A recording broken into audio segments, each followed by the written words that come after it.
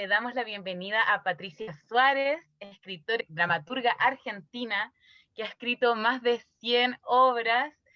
Muchas gracias por venir, Patricia, muchas gracias por participar.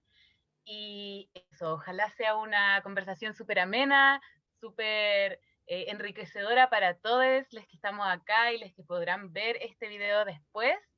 Así que, primero que nada, y lo más importante, te agradecemos mucho la participación, las ganas y la disposición que has tenido con nosotros hasta ahora.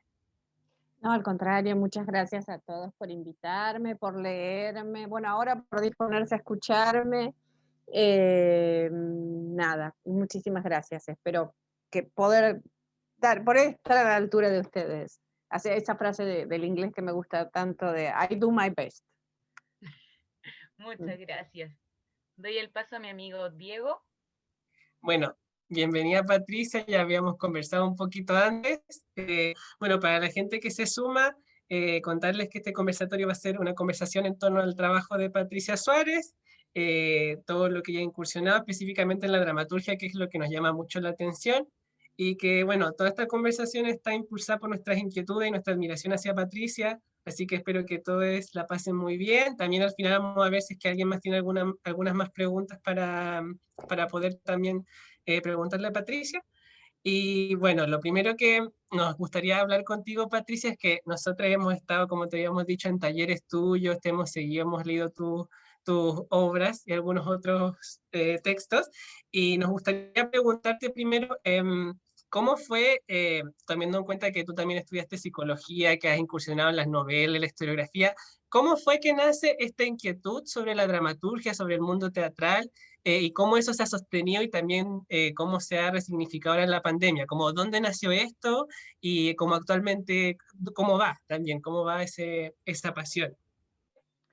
Bueno, a ver, yo empecé a escribir hace 25 años más o menos, pero toda la vida, ustedes avisen si soy cargosa y pesada y se les hace tedioso y acá chicamos. Pero bueno, toda la vida fue muy lectora y muy lectora y me gustaba mucho escribir y entonces desde muy chica escribí y esto era lo que me interesaba. Sin embargo, bueno, yo soy de una ciudad de provincias que es Rosario, de la provincia de Santa Fe en Argentina, que ahora es una gran ciudad, siempre fue una ciudad con una población importante numérica, pero culturalmente funcionaba como una ciudad de provincias. Entonces, que para una mujer de ese entonces, para una niña de ese entonces, pensar en ser escritora era como si hoy pensáramos en ser astronautas. O sea, desde nuestros países, digo, seguro que es posible, pero hay que decir que es bastante difícil de articularlo. Entonces empecé a estudiar psicología, sobre todo porque me interesaba mucho leer e investigar más adelante en psicología, en los pacientes, me gustaba escuchar las historias que tenían para contar, que es otra forma de decir que uno es un chismoso. Y sin embargo no me parecía posible que estas historias pudieran escribirse por una cuestión de ética, ¿no? Y tuve una crisis como estando en cuarto o quinto año de la universidad, una crisis vocacional y bueno, dejé de la carrera, con lo cual casi, o sea, las peores maldiciones paternas que podía oír las escuché en ese momento. Siendo que psicología tampoco era una carrera que mi familia decía, ay, bueno, qué maravilla, no forma parte de las carreras deseadas para un hijo liberal, digamos. Y empecé a escribir con mucha dificultad porque era muy tímida, cosa que yo sé que ya no lo soy, ni se me nota, pero era muy tímida. Y entonces me costaba mucho ir a un taller literario, cosa que, digo, haciendo un paréntesis, tiene su pro y su contra, porque la realidad es que en los talleres literarios uno no se forma como escritor, uno se forma como escritor leyendo mucho y escribiendo mucho. Pero los talleres literarios ayudan a contener esos primeros momentos angustiantes y difíciles de pasar lo que está en la cabeza al papel o a la pantalla. Ahora, y empecé escribiendo narrativa, que era lo que más me interesaba. Escribí algunas cositas de teatro como para jugar, pero era enorme lectora de piezas de teatro.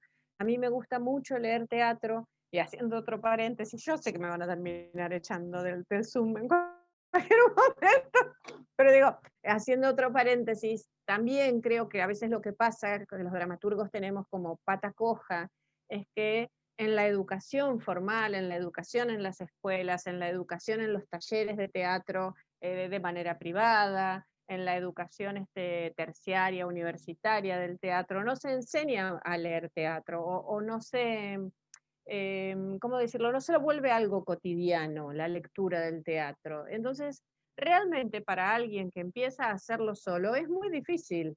Nosotros, porque estamos acostumbrados a bueno, esto es lo nuestro, es nuestro oficio, leemos teatro, pero para alguien que empieza, ¿qué es esto de un nombrecito, abajo otro nombrecito, los dos puntos, un texto, cómo que me tengo que imaginar el lugar? Es difícil leer teatro, entonces necesitaríamos que la escuela, la escuela del ingreso a la educación, digamos, en la primaria y en la secundaria,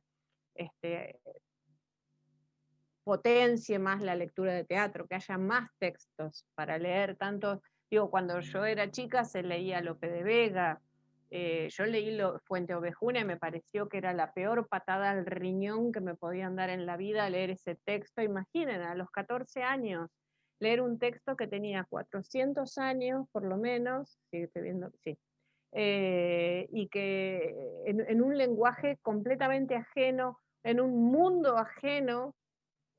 Nosotros como argentinos estábamos entrando en la democracia en un mundo que hablaba de rendir el honor al rey, de que el rey tenía la última palabra. Era una cosa totalmente loca y sin embargo, ahora, digo, hace 5 años atrás me considero por supuesto que es un gran autor Lope de Vega, pero me agarró un ataque de enamoramiento y lo empecé a leer y es uno de los autores en nuestra lengua más maravillosos que tenemos. Y sin embargo, yo como dramaturga, yo como escritora lo odié durante muchos años, a él y a todo el teatro en verso del siglo español, cosa que lo estoy diciendo acá con enorme arrepentimiento, ¿no? Bueno, seguí escribiendo narrativa y entre mis inquietudes estaba poder escribir de manera más poética, con lo cual yo soy una gran lectora de poesía, me parece que todo escritor, todo dramaturgo, además de ser un escritor, quien sea un escritor de narrativa o de guiones, un guionista, debería leer mucha poesía, ¿no? Para que nos abra la mente a la hora de escribir, de decir. Y lo otro que quería hacer era dialogar, aprender a dialogar, a que los diálogos, vieron, no hay nada más feo en una novela que, hola, ¿cómo estás? Bien, ¿vos? Bien. ¿Fuiste? Sí, fui. No, yo no. Ay, esas cosas, que uno dice, por Dios, que se empezaba a saltear páginas. Sí, tomé un café. Ah, ¿qué me importa? Bueno, y entonces en ese momento, yo tendría 29 años, algo así, y llegó a mi ciudad, vino Mauricio Cartún, que es un dramaturgo argentino muy, muy célebre, pero en realidad es como un capitoste, es como un no sé cómo, no me sale la palabra, pero es como uno de nuestros autores más fundamentales en el sentido, sobre todo como formador de autores y como promotor de la dramaturgia y como vuelta al teatro de texto, porque lo que se había dado en esos años, entre la llegada de la democracia, que aquí fue en el 85, y los años 90, era la creación colectiva, y entonces habían aparecido menjunjes que eran obras donde aparecían fragmentos de Samuel Beckett, con fragmentos de Borges, con fragmentos de Mercedes Sosa, y eso no es una obra, eso no, por más que haya un dramaturgista, no hay un dramaturgo, no hay un escritor, no hay un artista que haya creado esto. Un puestista en escena, sí, pero un escritor no. Y entonces Mauricio, y para mí fue como no encuentro la imagen exacta, así que voy a decir esta, que es que fue como la vaca madrina que arreó un montón de autores detrás de él y que logró renovar la dramaturgia argentina de los años 2000 en adelante. Yo me enamoré del teatro en ese momento y yo venía de escribir narrativa y entonces dije, esto es esto es así, yo agarro el cuento que tengo acá y lo convierto acá en teatro. Y para mí era facilísimo. Y vine a Buenos Aires, yo vivo en Buenos Aires ahora, vine a Buenos Aires una vez por mes a tomar taller con él durante varios meses, 6, 7 meses, 8, no me acuerdo, y fue tan difícil poder tomar esa idea del cuento y hacerla obra de teatro, que juré que no iba a escribir teatro nunca más porque no era lo mío. Típico, es típico, es típico jurar lo que uno después va a hacer perjuro. Pero después me siguió picando este bichito de que los personajes existieran, básicamente por lo que dicen, ¿no? Y por cómo se mueven, no solo porque hay una conciencia contándolos, que es lo que sería la narrativa. Y entonces empecé a escribir teatro, estuve con Mauricio 3 años, más o menos, 4 años en su taller. Él muy generosamente le llevó mis primeras obras a una directora de Buenos Aires, que es Laura Jusem. Ella puso en escena Las Polacas. Las Polacas es una... yo escribí 3 historias sobre este mismo tema. Son unas en la década del 30, en la Argentina, hasta la década del 30, desde el principio del siglo hasta la década del 30 del siglo pasado.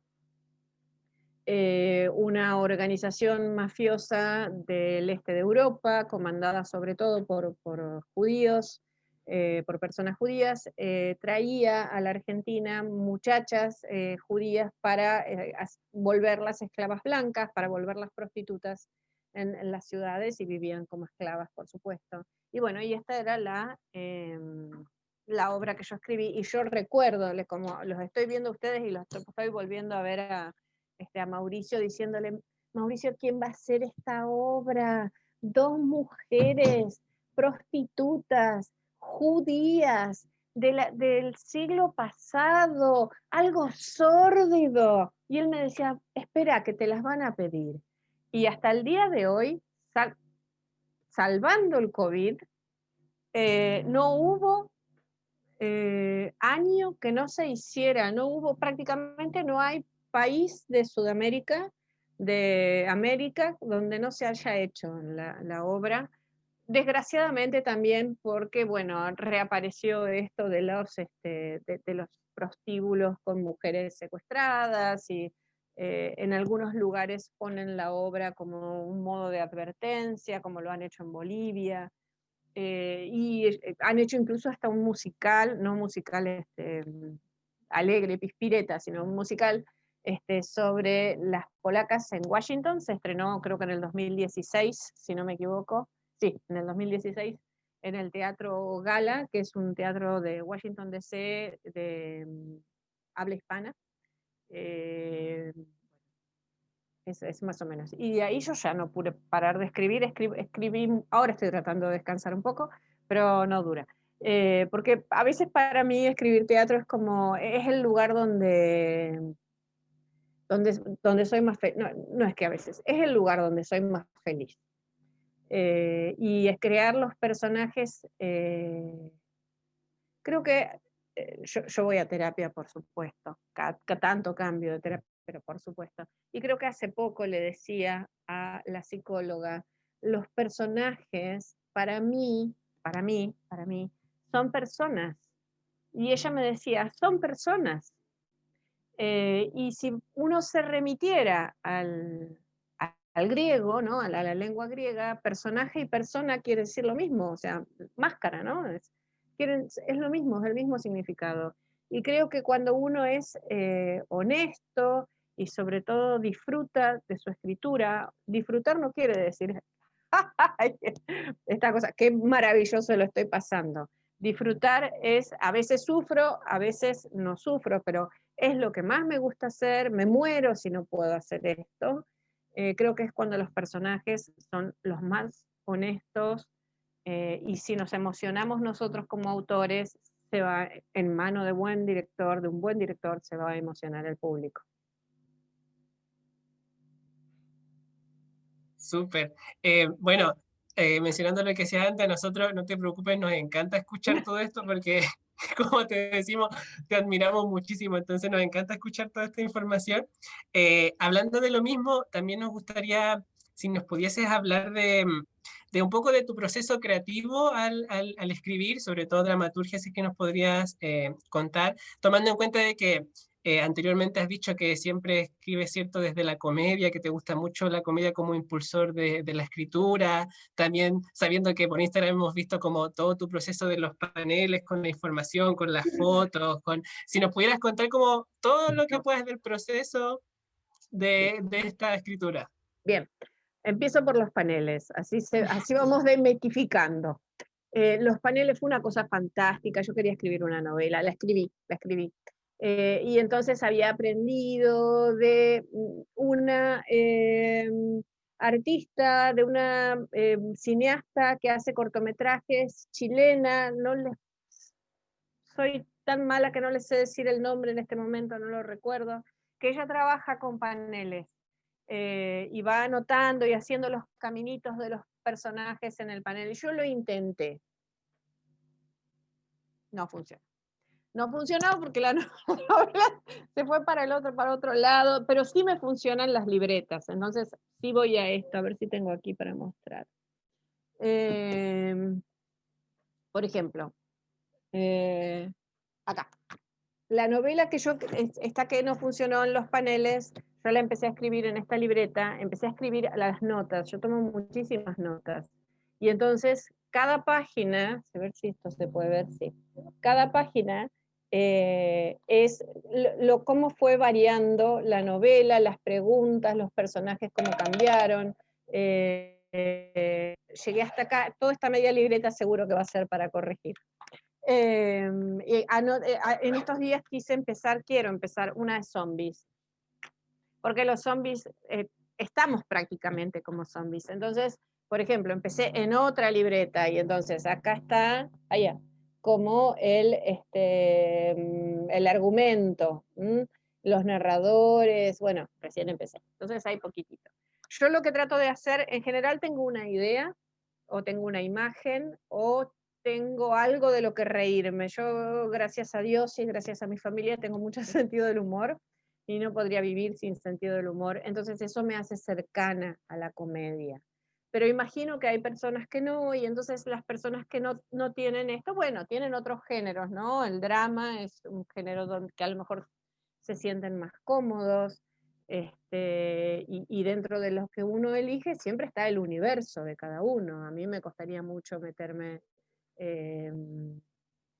no sé, con determinados universos sin investigar. O sea, por ejemplo, si tuviera que contar los últimos días de María Antonieta, tendría que hacer una investigación sobre esa época en Francia, sobre quién era María Antonieta, por qué le pasó lo que le pasó, y luego imaginar una María Antonieta, ¿no? ¿Qué sentía? ¿Era una cretina, era una mala persona, o era solamente una frívola que había llegado a ese lugar por negligencia?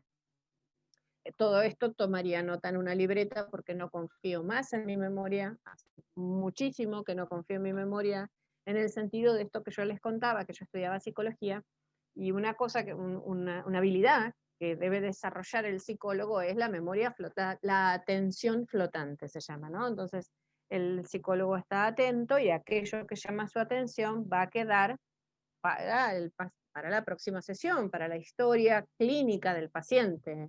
En general no se usa más, o yo no he visto más el psicólogo que graba o aquel que toma notas. La realidad es que no somos psicólogos como escritores, y la realidad es que muchas cosas nos impresionan diariamente. Personas que vemos, frases que leemos, imágenes, cuadros, cosas. Imagínense cuántas veces pasamos por Instagram en el día y vemos imágenes que decimos, ay, esto es maravilloso, qué imagen, ¿no? Y la queremos tener y guardar. Entonces hay que anotarlo todo.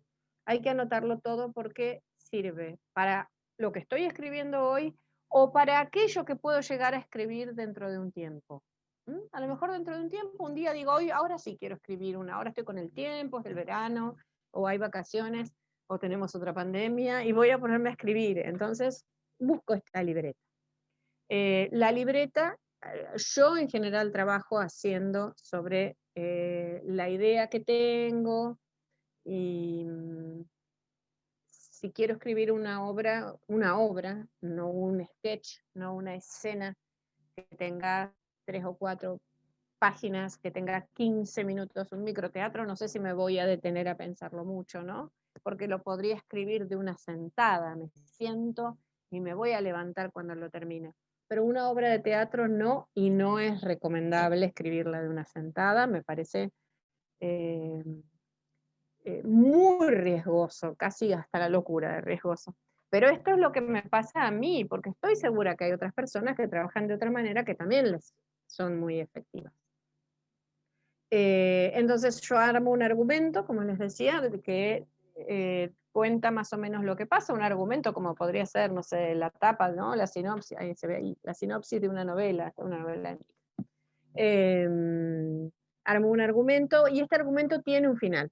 El argumento que yo pienso tiene un final. El final luego puede variar durante la escritura. Me puedo dar cuenta que el tipo no se va a matar, no se va a colgar, se va a ahorcar en escena.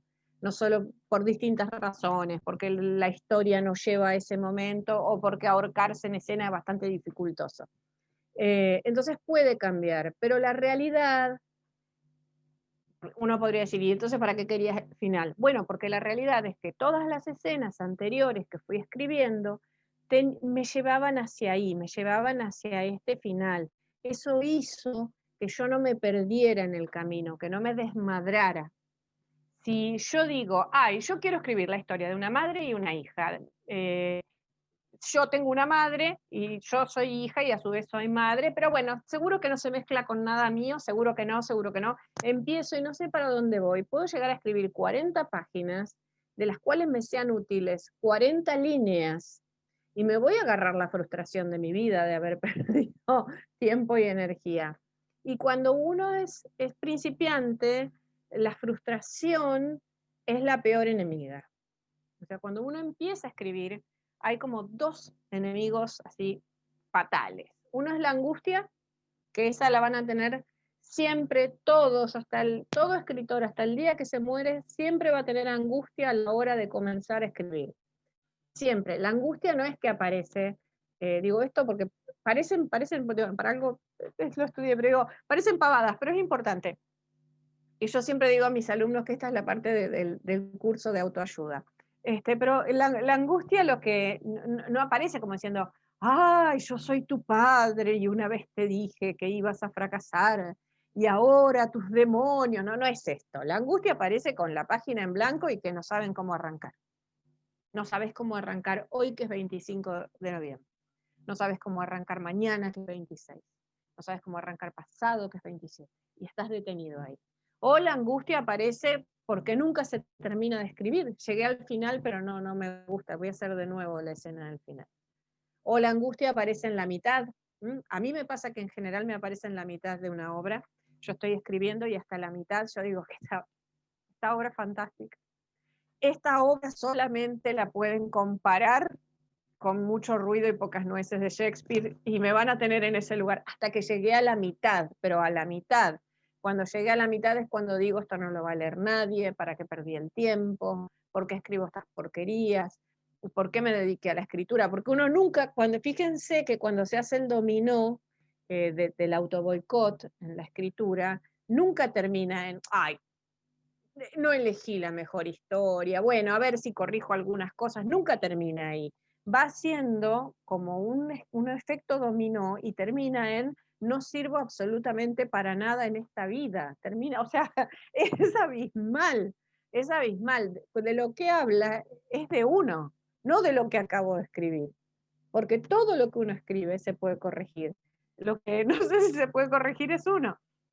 Entonces, hay que saber que esta es una limitación, que la angustia es algo con lo que nos vamos a encontrar siempre.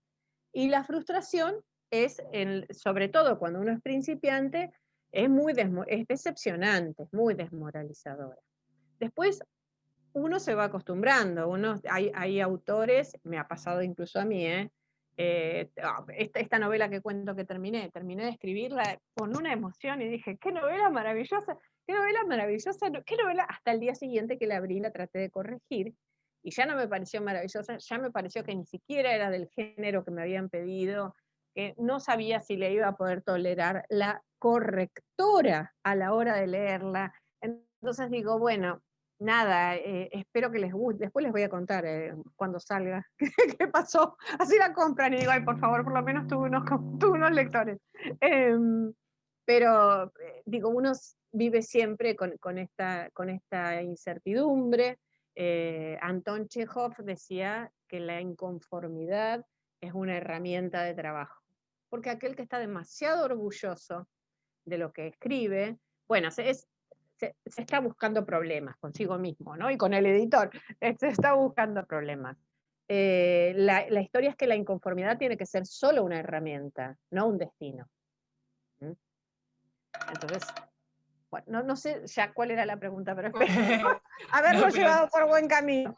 sí, bueno, lo último antes de darle pase a mis compañeros también es que también con esto de la angustia y la frustración, que es algo que está muy a flor de piel, digamos, en este último tiempo, con lo que está pasando la pandemia, con la situación de ser personas latinoamericanas también, que yo creo que igual ha estado muy presente en Latinoamérica la frustración, la angustia.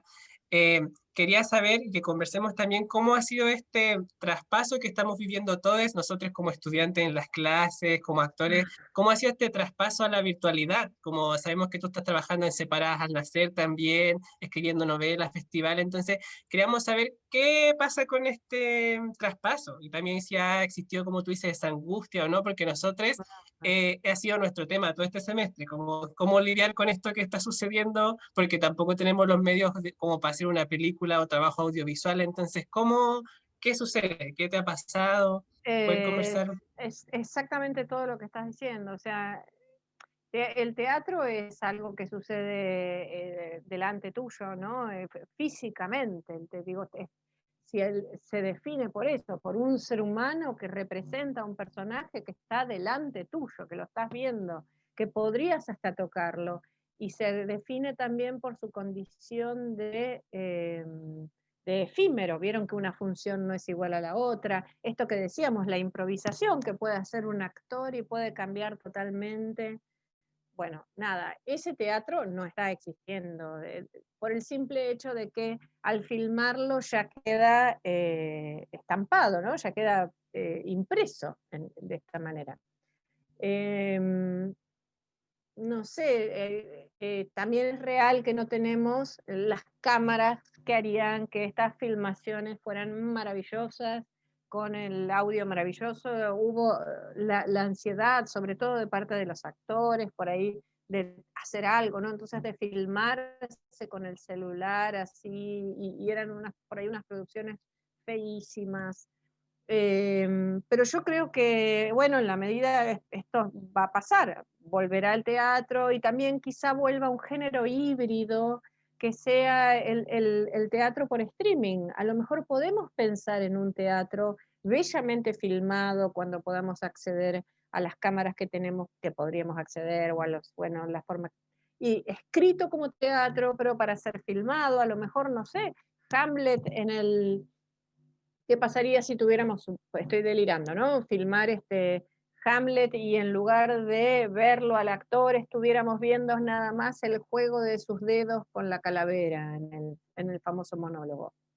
A lo mejor podemos pensar un teatro que esté a medias del teatro y del streaming, con tiempos a medias. Se vieron que el streaming, la verdad es que ver una obra de 1 hora y media de teatro, la caja italiana ahí lejos en la pantalla, es insoportable. A lo mejor tenemos que pensar que el teatro en streaming va a tener entre 15 y 45 minutos, mientras que al contrario, que el teatro sobre la escena puede llegar a tener 3 horas.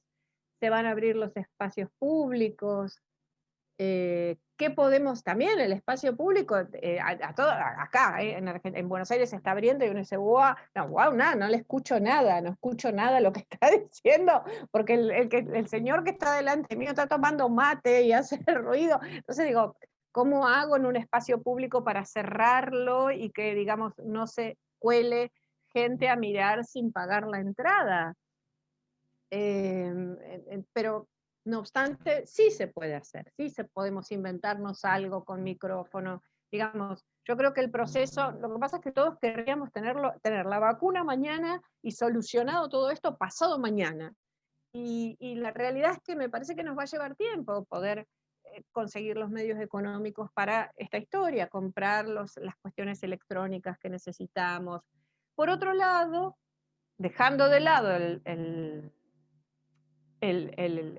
bueno, lo visual, digamos, del teatro, lo propiamente teatral, o no propiamente teatral, porque, digamos, el streaming sería audiovisual, ¿no? Por otro lado, tenemos el radioteatro, que también es teatro, porque está pensado con son literaturas dramáticas, o sea, tanto el teatro, el cine, las series que nos vuelan la cabeza, hasta publicidades, digo, acá en la Argentina hubo la publicidad de un banco que iba a toda la historia de la pareja desde que se conocía hasta que se separan y tienen un hijo, y se iban a la tienda con la tarjeta de descuentos del banco, y entonces contaban una historia. Todo es literatura dramática. Los documentales del National Geographic, por nombrar el National Geographic, el león no está todo el día comiendo. Hay, hay un armado de guión por el cual el león ahora va y se come, y a veces se come a ese cabrito chiquito, a ese antílope chiquito que íbamos siguiendo. Bueno, digo, hay un armado de una historia. Y el radioteatro también es una literatura dramática, o sea, se cuenta una historia a través de actores para ser escuchada. Entonces también digo, siendo que el audiolibro ha sido uno de los negocios que más resultó pre-pandemia, en los últimos 10 años, hasta el 2019, digamos, uno de las ventas de literatura que más funcionó, las historias de vida contadas por los propios, narradas por los propios autores de los libros, etcétera, etcétera. El radioteatro podríamos hacer con el podcast y yo qué sé, uno de los géneros en los cuales apoyarnos cuando por alguna razón la obra no puede existir sobre el escenario. Yo lo que creo es que, digamos, bueno, aprovechemos la oportunidad que nos puede dejar esta experiencia, decir, bueno, abrir el teatro a lo audiovisual, abrirlo no me sé la palabra, ¿cómo se dice? A la escucha, ¿no? A la radio, esto sería, a la radio, abrirlo, empezar a generar teatro de otras maneras, de otras formas. Siempre reconociendo que el teatro es eso, es un actor de cuerpo presente delante tuyo. Eso existe hace 3000 años, va a volver a existir. No hay manera. Muchas gracias, Pati. Y ahora paso a preguntarte yo algunas cosas. Quería mencionar algo que me quedó súper ahí dando vueltas dentro de tu última respuesta, esa inmediatez también que nosotros esperamos del sistema capitalista neoliberal en el que estamos inmersos. O sea, esperamos todo que sea, claro, ojalá mañana la vacuna, ojalá pasado todo esto ya haya acabado, y eso es muy como de nuestro comportamiento dentro de este sistema que es tan rápido, que es tan inmediato, y siento y creo que el haber parado, que puede haber sido terrible, como puede haber sido muy bueno para ciertas personas, igual te empieza a dar posibilidades creativas. Y también pensaba mientras hablabas que sí, pues puede ser que dentro de esta nueva forma audiovisual de streaming, de teatro distinto, teatro híbrido, también da para explorar otras materias, otras texturas. Me pregunto también qué pasa con la gente que es ciega, que puede ir a una obra que es auditiva, y se abre otro mundo dentro de la inclusión también de estas diversidades. Claro. Que tenemos todos, hay gente que no puede escuchar, gente que no puede ver, y se pueden ir trabajando esas texturas, y yo encuentro que es un buen momento, una buena plataforma también para investigar sobre esas cosas pucha, no todos tenemos la posibilidad de ir, ver la obra, escucharla, sentirla, tocarla, y se pueden experimentar e investigar dentro de esas materias, que lo encuentro súper interesante y súper bueno de lo que ha sucedido dentro de este tiempo de pandemia y creación teatral. He visto varias cosas interesantes de creaciones, y dentro de eso te quería preguntar a ti, porque a mí me interesa mucho la pedagogía. veo tu rol también de pedagoga en tus talleres, en tus conversatorios, ahora mismo que nos estás entregando mucha información que es súper valiosa para las personas que, no sé, están empezando a escribir, o de cualquier cosa. Cuando hablabas de la frustración, yo también lo veo, no sé, en la misma pedagogía, en la misma actuación, en la danza, en todas esas disciplinas. Entonces quería preguntarte cómo ha sido tu acercamiento o tu rol como pedagoga. Yo creo que también puedes ser maestra para muchas personas que escriben o que te ven como nosotros también, que admiramos mucho tu trabajo. Quería saber cómo lo ves tú, ese rol de la pedagogía, del entregar la información de manera tan amable y tan fácil. Yo eso te lo agradezco mucho porque Ah, no siempre uno se topa con gente que tiene tanto material, que ha hecho tanto trabajo y que te entregue su material así de como toma. Hay un grupo en Facebook donde tú subes tus obras también que es público, o sea, cualquier persona puede ir y poder acceder a tus obras. Entonces me gustaría como que si pudiéramos tocar ese tema como más pedagógico de la entrega y todo eso. Bueno, a ver, yo estudié estos 5 años psicología sin llegar a recibirme y yo creo que ahí tuve la suficiente formación profesoral, por decir así, ¿no? Para ver cómo era el vínculo entre profesores y maestros. Y luego, bueno, fui con Mauricio Cartún unos cuantos años y estudié con Eve Uart, que es una escritora, falleció hace poquito, una escritora argentina buenísima. Y entonces ellos fueron mis maestros, fueron personas muy, muy generosas, sobre todo, que es lo que uno más tiene que admirar en un maestro, y un maestro tiene, para mí, si yo tuviera que elegirlo para alguna cosa, uno tiene que elegir que haga lo que enseña. No puede enseñar a escribir teatro a alguien que no escribe teatro. Esta es mi posición. No puede enseñarte a ser un nadador olímpico a alguien que le tiene fobia al agua, por ejemplo, y no se sabe tirar de panza en el agua, en la pileta, en la piscina. Entonces, esto. Ahora, la realidad es, yo doy talleres desde hace muchos años, empecé haciéndolo con nenas, con niñas chiquitas, y fui haciendo en distintas instituciones y sufrí muchísimo, sufrí muchísimo hasta el año pasado, hasta el 2018-2019, porque soy muy insegura, porque no tengo un título académico, porque tampoco sé, como no tengo esa asepsia que me parece que tienen los maestros, es decir, bueno, esta actitud más solemne, y entonces supónganse, yo daba un taller, y lo daba como lo doy yo, y la gente, ojo que esto no es contra la gente, es todo lo contrario, y los alumnos eran maravillosos y se enamoraban de lo que estaba dando, y entonces un alumno con su mejor voluntad y amabilidad me decía, maestra, esto que usted dice, supónganse, o esto que usted dice de respetar los tiempos verbales. Sin embargo, Abelardo Castillo, un escritor argentino, decía que cuando llega el momento de la acción en el cuento, no hay que respetar los tiempos verbales y hay que contarla todo en presente. Y yo hacía, ay Dios mío, ay Dios mío, ¿cómo estoy dando esto? Este chico se dio cuenta que soy una impostora, yo no tengo que estar acá. ¡Qué vergüenza! Lo tengo que... Era un sufrimiento espantoso, espantoso, espantoso realmente. De mucha inseguridad. Digo, una persona normal y no yo hubiera dicho, bueno, qué sé yo, eso es lo que piensa Abelardo Castillo, esto es lo que me pasó a mí, por eso yo siempre digo, yo lo experimento de esta manera, esto es lo que me pasó a mí en mi escritura, quizá haya que buscar una solución intermedia, en algunos casos dará resultado una cosa, en otra. Recién cuando cumplí 49, 50 años, tengo 51, o sea que no hace tanto, empecé a decir, ya tengo 50 años, ya lo puedo decir, leo casi un libro por día, nada, que vengan y me discutan lo que quieran y yo lo voy a poder. Y le voy a decir, mira, tengo 50 años, escribí 100 obras, 40 libros para chicos, 20 libros para grandes, ya está. No sé, te voy a decir lo que yo aprendí. Y es lo que trato de hacer. Muchas gracias.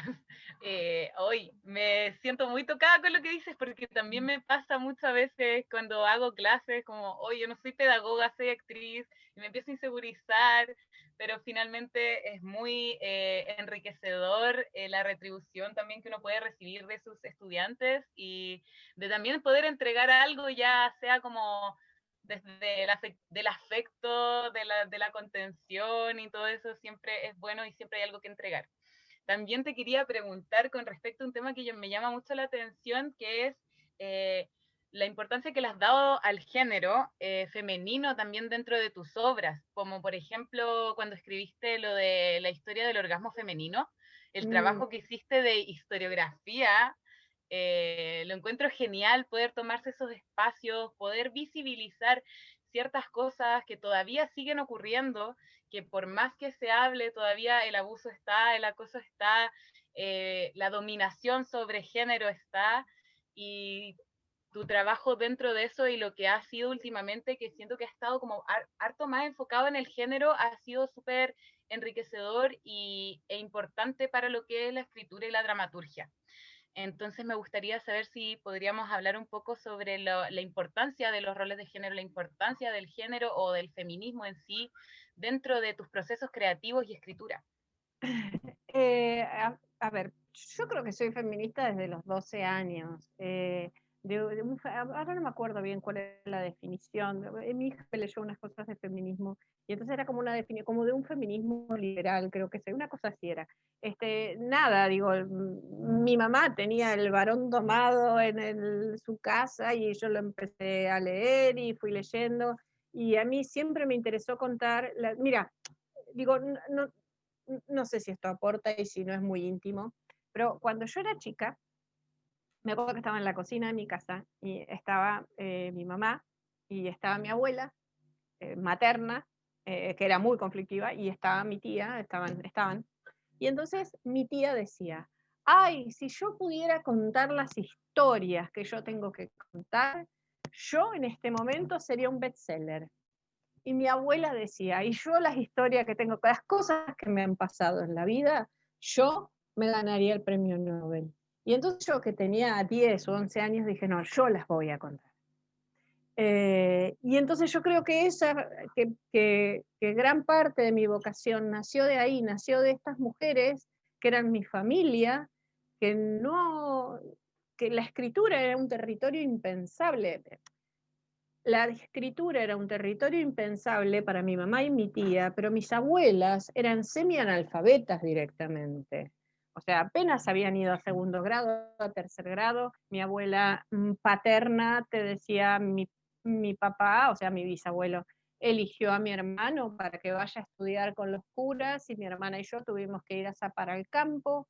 Mi otra abuela también mi otra abuela apenas sabía firmar y todas las cuentas, todo esto lo aprendieron como de grande, pero no llevaban ni un diario íntimo, o sea, llevaban las cuentas, o sea, no sé si me explico. Entonces, ser escritora, la primera vez que yo publiqué un libro, una novela, en un concurso municipal, una novela muy fea, pero bueno, yo le había preguntado a mi abuela paterna, cómo ella trataba a su padre, porque era sobre una chica del campo. ¿Cómo trataba ella a su padre? ¿Lo trataba de vos o lo trataba de usted? Entonces ella me contestó que lo trataba de usted. Entonces yo, como escribí este personaje que trata a su papá de usted, se la dediqué a mi abuela. Y a mí me dio mucha vergüenza decirle a mi abuela que le había dedicado la novela. Mi abuela, que insisto, esa gente no leía libros, o sea, apenas podían leer una revista, y las revistas con los moldes para hacer ropa. Y entonces el que en ese entonces era mi marido le dijo, doña María, usted no sabe, pero su nieta le dedicó un libro y le muestra su nombre en mi libro. Ay, yo perdón que me voy a emocionar. Y ella lo que hizo fue esto, dijo, gracias, gracias Dios mío porque estoy en un libro. Y para esa era la importancia que le daban. El libro era algo sagrado, o sea, con la escritura, y debería seguir siéndolo, no el libro, el objeto, esto, sino la escritura es la manera que tenemos, al menos en la fantasía, de trascender. Por eso existen los registros en las iglesias el registro civil, porque dejamos nuestro nombre ahí. Es la manera que los humanos, quizá tontamente, quizá fantasiosamente, creemos que trascendemos la muerte, es eso. Entonces yo siempre hablé de mujeres, porque ¿qué otra cosa tenía para contar? Entonces empecé hablando de trata de blancas, fue mi primera obra. En el año 2007 escribí sobre el aborto, porque, a ver, también es una historia personal, es porque mi bisabuela paterna, la mamá de mi abuelo Suárez, yo me llamo Patricia Suárez, la mamá de mi abuelo Suárez se llamaba Petrona Suárez. Esa señora no se casó y tuvo a su hijo con un hombre casado, al que no le quiso dar el apellido del marido, del señor casado, porque tenía miedo que este hombre le robara el hijo, ¿no? Estamos hablando del año 1900, 1913, imagínense, hace un siglo. Mi abuelo, por supuesto, tenía una relación muy conflictiva con su madre porque él era un bastardo. Esto ya no existe más en nuestra legislación. Pero él era un bastardo, él no accedía a un montón de cosas por no pertenecer a un matrimonio legítimo. Y esta señora, mi abuela, que se llamaba Petrona Suárez, practicaba abortos, eran del campo, practicaba abortos porque se lo pedían, porque eran mujeres en apuros y se lo pedían. Y yo le pregunté a mi papá si él se acordaba de su abuela, con qué le pagaban, ¿no? Porque está esta fantasía o todo lo que tiene que ver con la temática del aborto oscila, ¿no? Entre el gran negociado que es el aborto y la realidad, que es con qué le pagaban a ella. Y me dice mi abuela, a mi papá, le pagaban con una bolsa de maíz, le pagaban con 2 gallinas. O sea, eran mujeres que estaban en apuros. Y en un momento, les ofrezco la obra cuando ustedes quieran, se llama El Fruto, y en ese momento que yo me separé con mi hija de muy, muy nenita, de 1 año y algo, y en ese momento la estaba criando prácticamente sola, pues estaba estas cosas, estas guerras que hay con los ex al principio. Y entonces yo decía, bueno, no es muy distinta ser Petrona Suárez que ser Patricia Suárez. Y entonces escribí la obra. No fue muy bien, teníamos unas actrices estupendas y solo tuvimos una crítica buena en el diario porque la directora era amiga íntima de quien llevaba adelante el suplemento cultural de un diario. Si no, nadie quería saber nada del aborto en ese momento. Entonces digo, y hablo por mí, hablo por mujeres que tienen 50 y que tienen 70 y que siempre han luchado por esto. Nosotras hemos organizado con Adriana Tursi, que también es otra gran autora argentina y feminista, y hemos escrito juntas, y organizamos en el 2013-14 un ciclo de autoras y directoras mujeres argentinas en el Teatro Nacional Cervantes, y había hombres dramaturgos, no el tipo bruto que uno se puede imaginar, machista, dramaturgos que nos decían, ¿y para qué? ¿Para qué es esto para qué feministas? Esas son las mujeres que sufren en otros países, en la India, pero las mujeres que escriben, ¿qué problemas tienen de desigualdades? Y sin embargo, cuando yo empecé a escribir, ya les dije, hace 25 años, una antología de teatro. En una antología de teatro había 7 autores varones y 3 mujeres. Y uno decía, ¿por qué? Y con suerte había 3, a veces había una. ¿Y por qué? ¿Y por qué no hay mujeres que escriben? Se decían, ¿no? O las mujeres no escriben bien. Cosa que es real. Había muchas menos mujeres que escriban. ¿Cómo no va a haber menos? ¿Quién coño estimula a las mujeres a escribir? Obvio que había menos mujeres. Entonces, pero esos 7 hombres que estaban en la antología, ¿escribían bien? No, tampoco. Entonces, ahí era donde se veía la discriminación. Las mujeres, ahora en el ámbito de la Ciudad de Buenos Aires, hay mujeres que dirigen teatros oficiales. No obstante, la programación de los teatros oficiales es el 1% de la dramaturgia o 2% es de autoras mujeres. Sin embargo, hay unas 200 autoras mujeres en la Argentina, con lo cual que haya 200 mujeres y que se programe una sola en los teatros oficiales hace una disparidad. Entonces, esta cuestión de género, esta discriminación sigue existiendo. Acá está, yo veo mujeres, está Federica, Rocío, Astrid, Manuela, Fernanda, Javiera, Constanza, y supongo que a los chicos también escuchan esto de vez en cuando, de que uno lo sabe, uno dice, no, no me van a querer ahí porque soy mujer, no, no.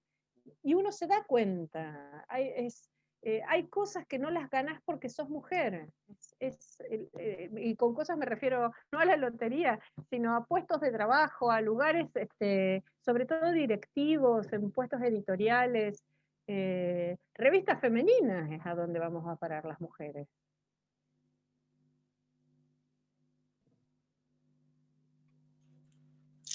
Disculpa, estaba con el Muchas micrófono apagado. gracias. Perdón. Lo No, siento. Súper fuerte que todavía se sigan viendo ese tipo de discriminaciones, de las que, no sé, pues tú mencionas 200 mujeres escritoras de las que se han atrevido, pienso yo también, porque deben haber millones más, miles más, que todavía se deben sentir con esa misma timidez que quizás tú tuviste en un momento, con esa misma miedo de hacer, porque claro, todavía hay espacios que son súper masculinizados. Si dices que es 1 o un 2% de los teatros nacionales, las obras de mujeres que se dan o de que dirigen los teatros también, o sea, está ese miedo, está esa, no sé, no me gustaría llamarlo valentía de hacerlo, porque no debería ser valiente una por atreverse a ocupar ciertos espacios que deberían ser para todos. Y me imagino también en las disidencias, que debe ser mucho más complejo aún, si para los géneros binarios ya es complejo, Sí. como nosotras siendo mujeres, las minorías de las disidencias debe ser mucho más complejo también. Entonces... Pero, perdón, pasó algo maravilloso. Digo, hay un premio latinoamericano de narrativa, de novela, para novelas escritas por mujeres, que se llama Sor Juana Inés de la Cruz, que si no me equivoco es un premio mexicano, me puedo estar equivocando, y luego ganó una autora que se llama Camila Sosa, y es una autora trans. Y a mí eso me parece fantástico. Digo, bueno, ustedes tienen también una gran actriz, y es una actriz trans, y me parece fantástico porque aunque a todos creo que nos cuesta un poco acomodarnos a esto del género, de las inclinaciones, del género por un lado, de las inclinaciones sexuales por otra, y de la identidad, en realidad son cosas separadas, y creo que lo más importante es que en un futuro que quizá lleguemos a ver o no, las personas seamos quienes somos, por quienes somos, por la identidad que tenemos, no por lo que elegimos. ¿A quién le importa con quién cada uno se baja los pantalones, por Dios? ¿A quién le importa? No, no debería ser así. Sí, totalmente de acuerdo con eso. La identidad es súper importante. Aquí en Latinoamérica también las disidencias, toda la marginación, la violencia, pero cada vez más visibilidad a todos, y que se sigan también ocupando espacios y que se sigan dando a conocer. Así que maravilloso lo que acabas de contar también. Y ahora le voy a dar el paso a mi compañero Hugo para que te diga algunas preguntas. Muchas gracias. No, gracias a vos. Muchas gracias, Patricia, por las palabras y por la emoción. La pregunta va a ser una sola pregunta en base al tiempo que te voy a hacer. Tiene relación con lo que dijiste primero de las carreras y de la reacción que tuvo tu familia al no estudiar en una carrera tradicional. ¿Cómo ves eso en base a lo relacionado con lo que está pasando a nivel latinoamericano? ¿Existe una conciencia de una carrera tradicional respecto de el exitismo en base a la idea capitalista pensada? Y cómo eso se está reflejando ahora con las crisis sociales en Latinoamérica, estallidos sociales en Bolivia, en Perú, en Chile, crisis en Argentina. ¿Cómo ves eso que está aflorando a nivel latinoamericano? Respecto de las vocaciones y de las carreras, Yo cuando me decidí a ser escritora, mis padres viven los dos y tienen hasta ahora ya casi, bueno, cerrado, una zapatería.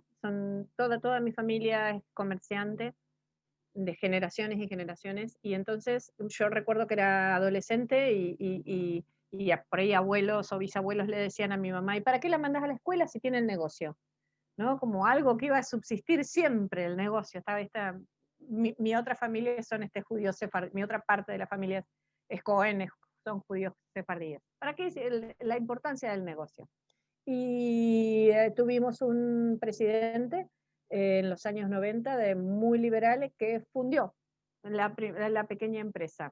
Yo siempre digo, a ese hombre le debo agradecer el ser escritora porque pude zafar del mandato ¿no?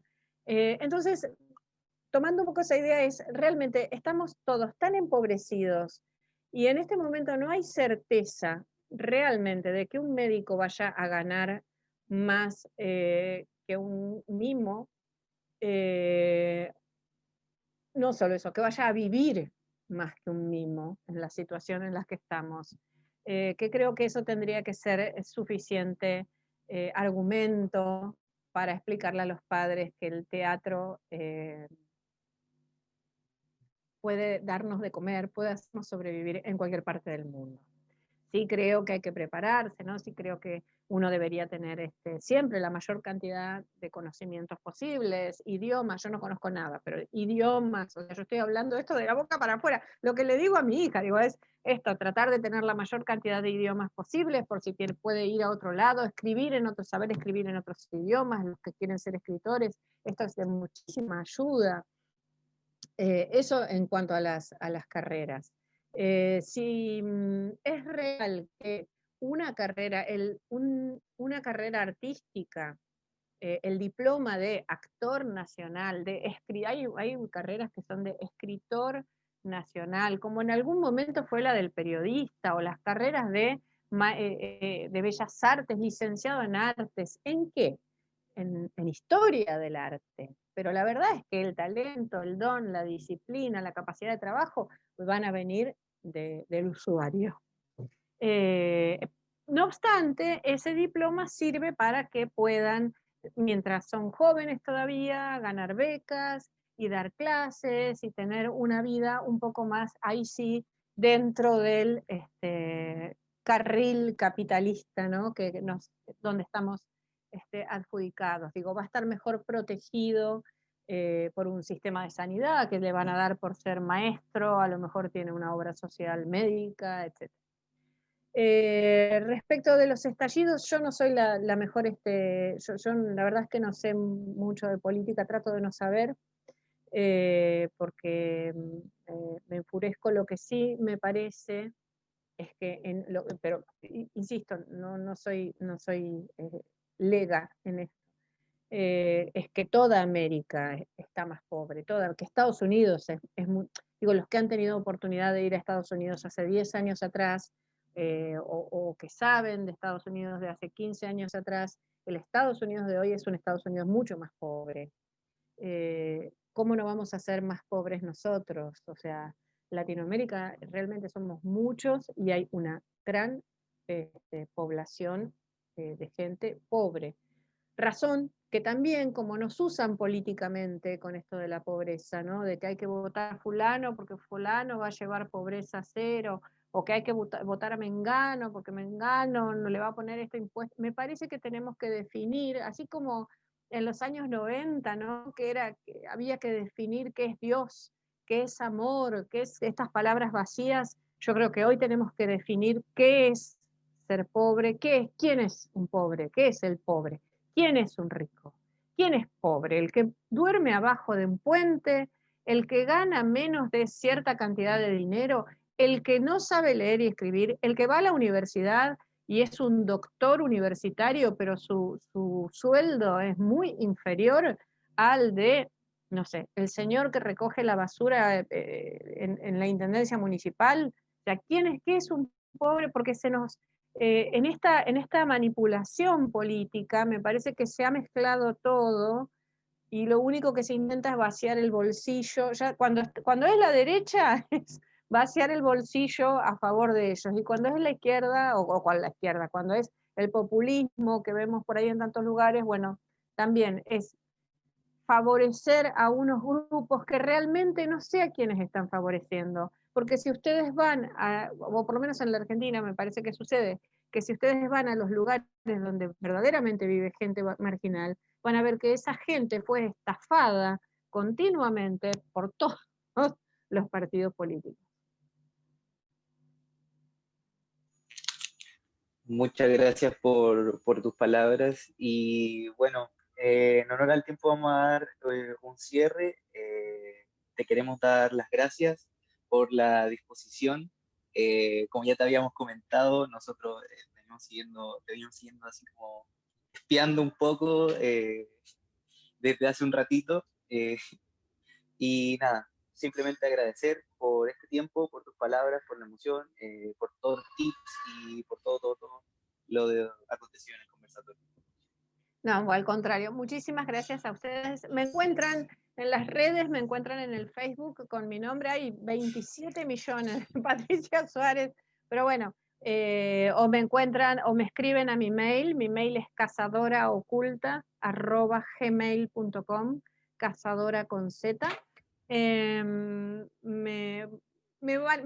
me quieren encontrar, me van a encontrar y será un gusto compartir con ustedes. Muchas gracias, Muchas Patricia. gracias.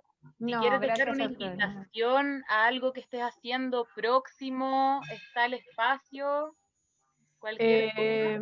Sé que están pasando por, habría que seguirlo en Instagram, a Adrián Cardoso, que tiene una productora que se llama Doménica Producciones y que está haciendo como una pequeña serie de un microteatro alargado, digamos, para el streaming, que es la historia de dos gemelas que fueron separadas al nacer, que fueron separadas al nacer. Entonces, imagínate, que lo saqué de una noticia que escuché de dos gemelas que se encontraron en este tiempo de pandemia porque a través de alguien, una ve a la otra en otra ciudad y dice, esa mujer es igual a mí.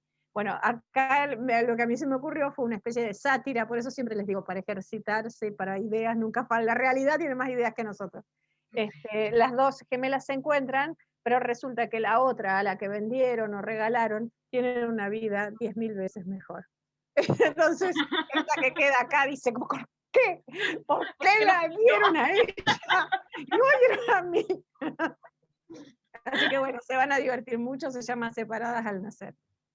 Muchas gracias. Diego, si quieres decir algo más. Agradecer nomás una vez más, como te decimos, somos muy admiradores de ti, muchas gracias por la conversación. Estas eran inquietudes que hablamos mucho tiempo y queríamos preguntarte, así que muchas gracias por tu honestidad también. Y eso, y ojalá volver a encontrarnos quizá en otra instancia también, para poder Claro seguir que conversando sí. de otras cosas, Claro de que las sí. polacas también en un futuro, que igual nos interesa mucho conversar sobre eso, entonces, de todo lo que se quedó en el tintero al final. Pero muchas gracias por estar aquí y por darnos tu tiempo. Bueno, hacemos otro conversatorio o Dios mediante nos vemos la próxima en persona. Ay, sería hermoso. Ojalá así sea. Ojalá. Muchas gracias a todos por asistir también. Bueno, gracias Paulo, que estás por ahí, por armar todo esto. Muchas gracias. Un placer, Patricia, y muchísimas gracias a ti, de verdad. Un gusto volverte a ver. Y seguimos en contacto, de verdad. Muchas gracias. Chao. Claro que sí. Adiós. Estén bien. Chao.